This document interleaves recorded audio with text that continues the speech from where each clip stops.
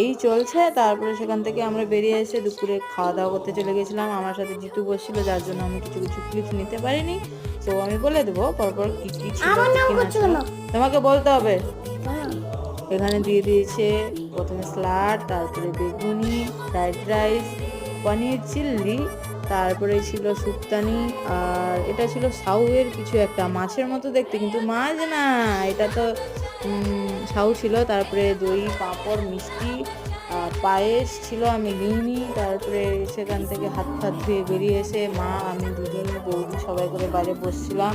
তারপরে জিতুকে cake gift দিয়েছিল, সেগুলো খুলে খুলে দেখছিলাম কে কী গিফট দিয়েছে। প্রথমে ছিল একটা ফ্লাক্স, তারপরে ছিল একটা গ্লাসের সেট, কাঁচের গ্লাসের সেট, আরও কিছু, আরও 3-4টে মনে হয় জামা দিয়েছে কেউ কেউ। সো এই খাওয়ানোর দিন মামারা গাড়ি করে এসেছিলো, দাদা, বৌদি, মা সবাই করে চলে গেছে।